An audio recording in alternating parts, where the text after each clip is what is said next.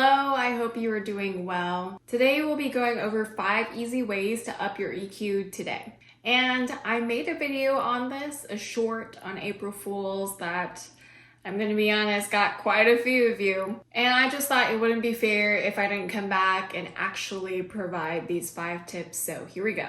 And this is for anyone that wants a better understanding of themselves and the people around them, leading to deeper and stronger relationships. So, if that's your thing, keep watching. So the first thing that I said in that April Fool's short is to ignore your feelings completely and just bury them deep down. We obviously do not want to do this. The whole point about EQ is having an intelligence about your emotions. So if you are ignoring them, how are you going to understand them? Though I do agree that there is a time and place for not acknowledging your emotions, such as feeling really nervous when you're giving a public speech, or when you're really stressed out at work and you hate your boss, but you just gotta get the thing done. But when it comes habitual, when you are constantly just ignoring how you're feeling and putting those emotions to the side, you need to make a change. And you can either do this by speaking on it and trying to find a solution, or you can just get yourself out of that situation. The second thing I said in that short was to never let anyone know how you truly feel. And here's the thing. If you want stronger, more meaningful relationships, you're gonna have to get vulnerable. You need to be able to express how you truly feel, showing your true thoughts and your true feelings.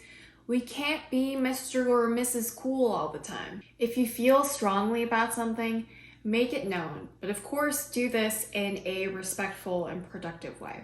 The third thing I said in that video is that when you are at the point where you cannot just ignore your feelings and your emotions anymore, you need to act on them in the moment. There is this sort of common argument, especially in relationships, that you should never go to bed angry, which I think the argument is that you should always address things right then and there, but I don't think that is always the best thing to do. If you are acting from a strong emotional state, there is no way something productive is going to come out of it. Unless it's a life or death scenario and you're using your intense fear or will to live to get you out of that situation. In more common everyday scenarios, we need to calm the emotional mind before acting on that emotion. Take a walk or meditate, do some yoga, eat. Maybe not eat. That's not a super healthy stress relieving activity. But do whatever works for you and calm yourself down before coming back to the situation, to this problem at hand, before acting on this feeling.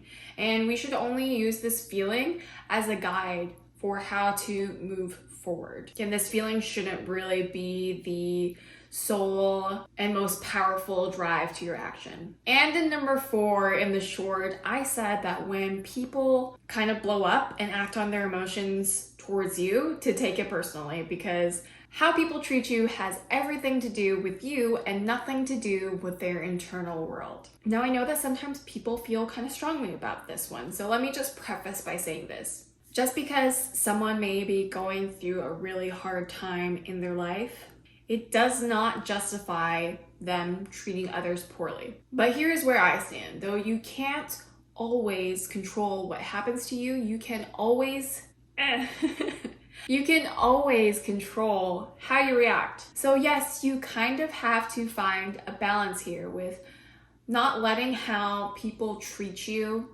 get to you, but also not taking too much shit from people.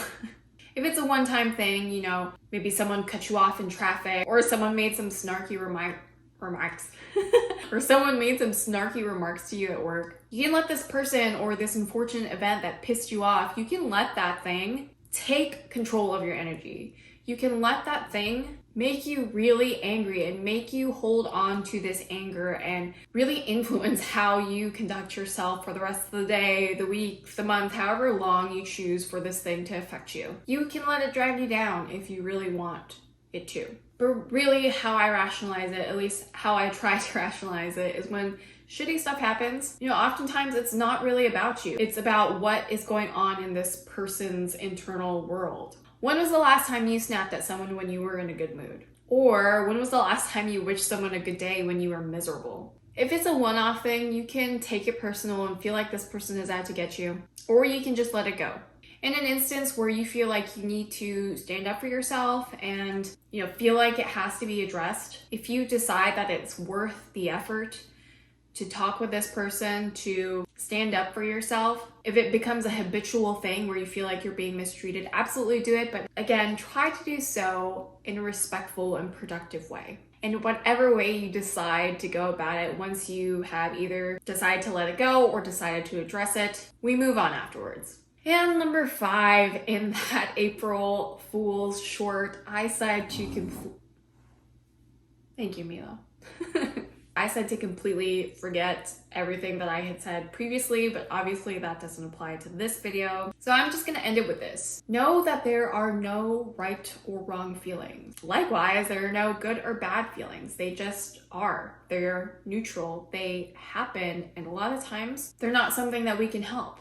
Any sort of feeling that you feel, it's not worth beating yourself up over. The whole intent and purpose of emotional intelligence, what it really boils down to is, it's just a matter of being able to understand your feelings and emotions, being able to use them as a guide on how to best move forward and live the life that you want to live. So that's this video. I hope you enjoyed it. Be sure to hit the thumbs up and the subscribe with the bell notification if you aren't already subscribed. And let me know in the comments down below what you do to up your emotional intelligence, to up your EQ. And if you like this video, go ahead and check out my 7 signs of emotional intelligence.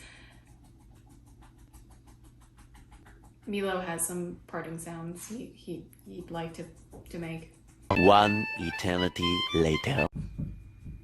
You done?